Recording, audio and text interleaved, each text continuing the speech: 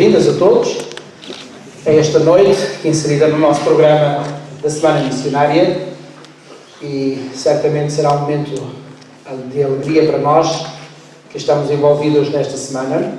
Estão muitos dos voluntários que ao longo dos dias têm dado o seu tempo em favor desta semana.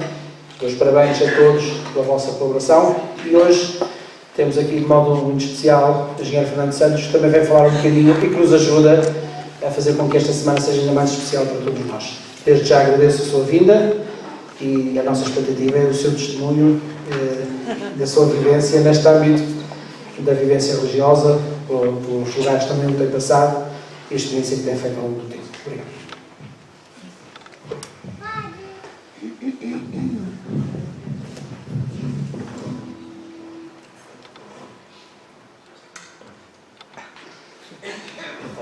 Boa noite a todos e desculpem, isto é uma questão de idade, não é?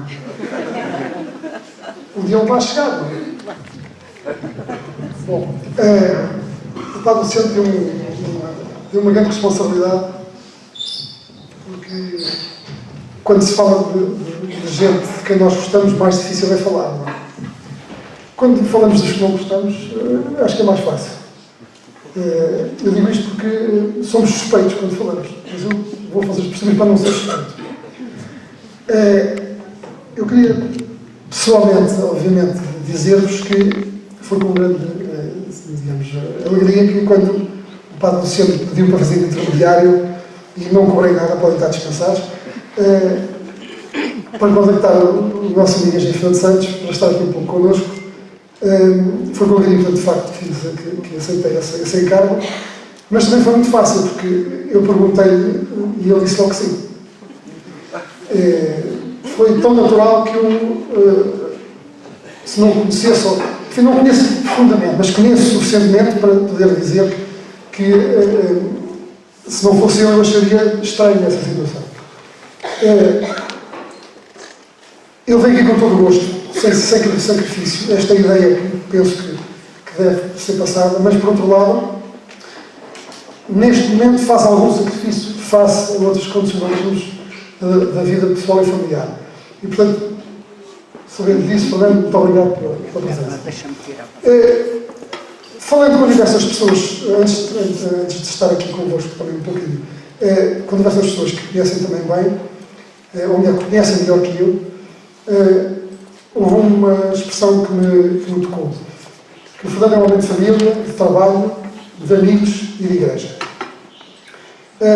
A família, para ele, as ligações familiares, tanto para os pais como para os filhos e para os netos, são conhecidas de toda a gente pelas entrevistas que ele tem dado e pela forma como tem manifestado. São vividas, cultivadas e, portanto, isso é uma coisa natural nele e muitas vezes, apesar da distância, tem um filho fora do país e uma filha na Madeira, portanto, ainda às vezes é mais complicado. Por outro lado, é um homem de trabalho porque é muito focado, muito empenhado, muito dedicado, mas é também um homem de partilha, sem deixar de ser um homem de exigência e também de responsabilidade e responsabilizador daqueles que trabalham com ele.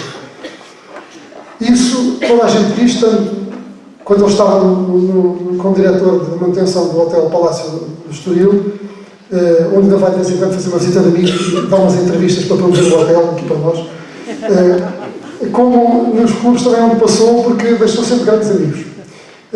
Toda a gente fala dos casamentos dos filhos e da imensa gente amiga de diversos clubes que está presente, alguns quase nem se falavam, naqueles momentos estavam todos juntos. E isso é obviamente um aspecto importante que eu não gostaria de deixar realçado. Em relação aos amigos e à amizade que tem para com muita gente, enfim, quem não conheça olhará para ele e deverá dizer que ele é uma pessoa carrancuda e mal disposta e sacada. É absolutamente o contrário. Só quem não conhece é que pode dizer isto. Eu acho que ele gosta de conversas aos almoços e gosta de almoços com cartas. São esta sequência que ele gosta muito. Principalmente com Brites, que é um jogo que o fascina, sempre todos nós sabemos. Mas acho que esta é a sequência, penso que define um pouco. O Fernando tem um homem de igreja, ele é padrinho pai de mais de 50 pessoas. De batismo, de casamento, de crisma. Eu acho que é de amigos, antigos jogadores, funcionários do hotel, é assim uma panóplia de gente, e é uma coisa interessante que eu acho que é característica dele. Ele não sabe dizer não à alegria dos outros. Eu acho que é uma expressão que o define. Quando vê os outros alegres, ele é incapaz de dizer não. E, portanto, serve para colocar a alegria do lado de lá. Posso dizer-vos que na Grécia não descansou, para quem não sabe isto, não descansou quando encontrava a igreja. Onde é que é a igreja? Onde é que a igreja? Procurou e encontrou. E regularmente estava aí. Não é? O Fernando nasceu em Lisboa. É uma alfacinha de gema, dizia um amigo. É uma alfacinha de gema, um homem explosivo, um homem de paixões, de sangue quente. Lutava por ter uma briga. Estou a brincar um bocadinho, mas era um homem assim, segundo dizia. Mas também era um homem de valores, no meio disto tudo. Quer dizer, lutava por valores. Não lutava pela briga, por simples briga. Ele lutava por valores. Há qualquer coisa ali por trás da briga que o tocava. O curso de cristandade que fez em 91 ou 92, dizia-me um amigo próximo assim, foi por aí, não foi? 94, pronto. Dizia-me um amigo assim, o Fernando passou a ser outro. Não tanto no respeito aos valores, mas à forma como exteriorizava esses valores e como lidava com os outros. Menos impulsivo, mais paciente, mais compreensivo, mais disponível para ouvir. Isto diz os amigos que trabalhavam com ele de perto e que viviam com ele de perto. Posso dizer deles, e para terminar, que era um homem de paixões e também de valores, e agora é um homem de valores, mas também de paixões. Obrigado, Fernando, pela presença.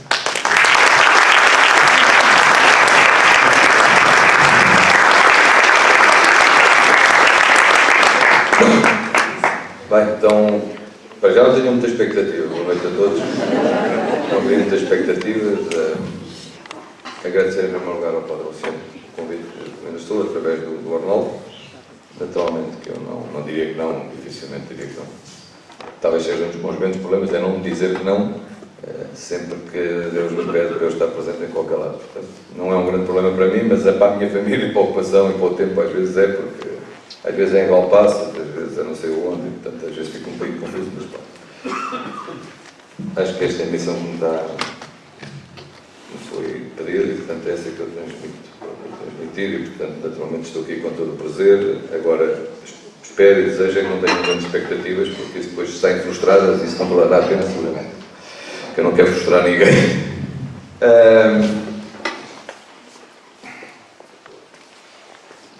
Eu, quando me fizeram o convite, sempre pensei, o que é que eu vou dizer? Eu nunca sei o que é que ia dizer, nunca sei o que é que vou falar. Depois vim, ontem ele deu-me um folheto e percebi que era se a fé marcava golos ou...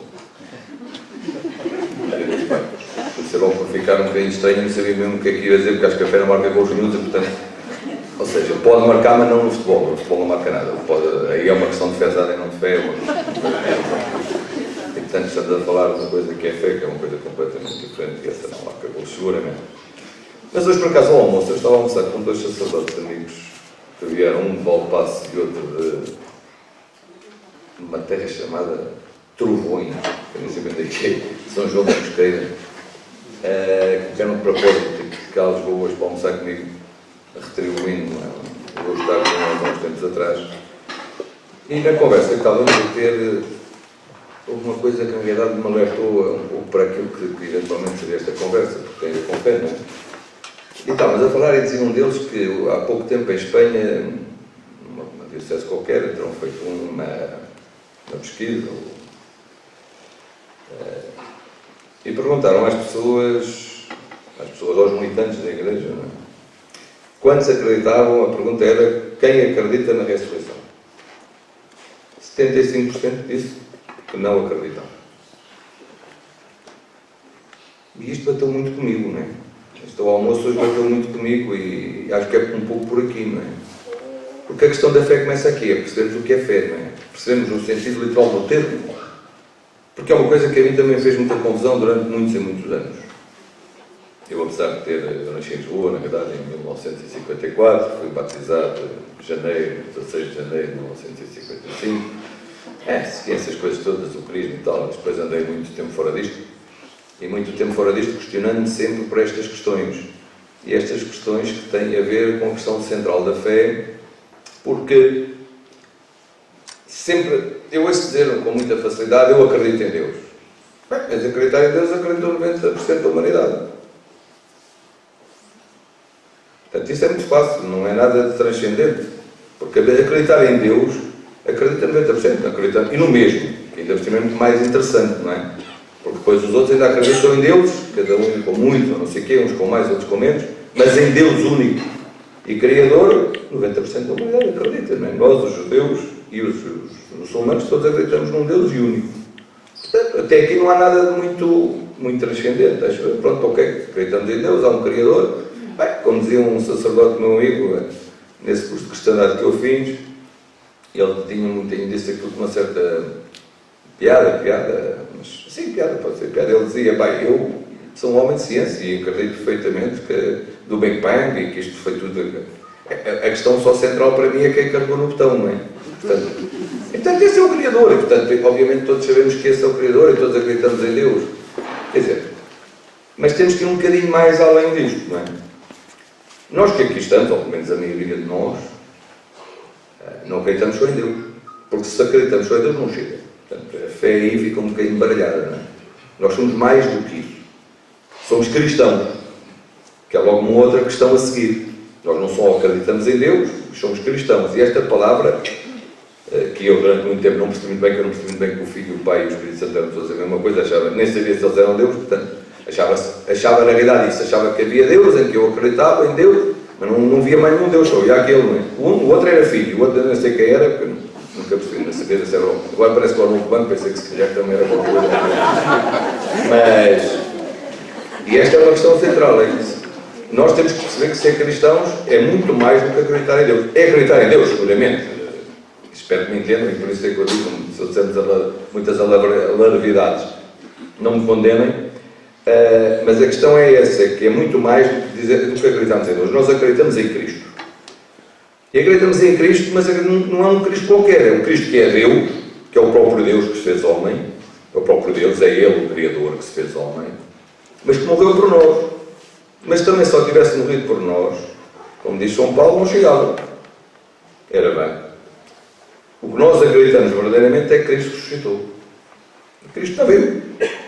Esta é que é fé. Portanto, como é que se pode dizer que não se acredita na ressurreição? Então não se pode dizer que são cristãos. Se eu não acredito na ressurreição, não sou cristão. Sou outra coisa qualquer, mas não sou cristão seguramente.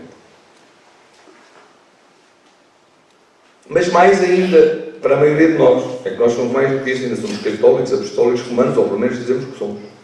Bem, se somos, então ainda acreditamos mais. Acreditamos na Igreja também, fundada por este Cristo que se fez homem e que depois deixou ao comando de alguns homens, principalmente Pedro, deixou ao comando desses homens a sua Igreja, e suportada, e dirigida, e amada, e, pela sua mãe, não é?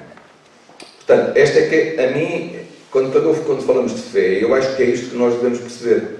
Devemos perceber, não é perceber, eu não sei como é que é dizer, eu digo assim as coisas, mas espero que todos me entendam o que é que eu quero dizer. E depois há uma coisa que eu sempre tenho refletido nos últimos tempos, e principalmente desde 94 para cá, quando na realidade, pela primeira vez percebi claramente que o centro de tudo estava na ressurreição. E estava neste Cristo vivo em cada um de nós. Como dizia um amigo meu, quando estava eu antigamente também fazia muitas vezes esta pergunta, antes de 94. Então, mas Deus está em todo lado, também está lá no quintal da minha avó. E eles diziam, a minha avó não tem quintal, quer dizer, não pode estar.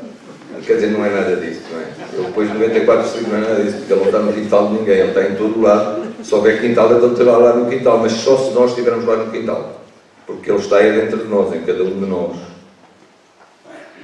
E quando nós percebemos isto, e percebemos que Ele, Deus fez homem, o próprio Deus fez homem, para nos mostrar uma coisa muito importante, que eu acho que isto é que é central, é muito importante, é que a vida não acaba, não há morte. O que Ele disse foi, a vida não termina, muda.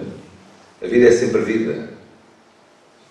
Portanto, se nós, na realidade, acreditamos nisto, então está bem, a fé pode começar a marcar gols. Porquê? Se nós não transmitimos aquilo que é a fé, como é que vamos marcar gols? O que é que o cristão, como é que um cristão pode marcar gols, não é? É conduzir outros a Cristo, não é? Só sei que marca gols. senão já não marca gols nenhum. A gente pode ficar porreiros, gostamos muito disto, somos muito cristãos, até rezamos muito, e eu também rezo muito, porque acho que é muito importante, a piedade é muito importante, mas falta uma parte muito importante, não é? Porque a fé é fundamental, mas por si só, São Tiago diz isso também, São Paulo diz isso muitas vezes também, por si só é vã. Se nós só tivermos fé, mas não mostrarmos a ninguém, se não formos para a rua, se aguardarmos em casa, temos que pensar um bocadinho na parábola dos talentos, não é? E essa parábola pode ser uma grande lição para todos nós. Basta lembrar o que é que ele depois de distribuir as minas, os talentos, como nós quisermos, como é que ele depois, o que é que ele diz a seguir, não é? Quando lá chega, e aquele a quem deu 5, 10 talentos, e ele multiplicou, ele disse, vai, então toma lá mais 10. E é aquele que pura e simplesmente guardou, meteu no bolso, ou meteu lá debaixo da areia, e escondeu e não fez nada com medo dele, ele disse, vai, então tu ficas sem mim, não é? E este é um perigo que nós devemos ter em atenção, não é?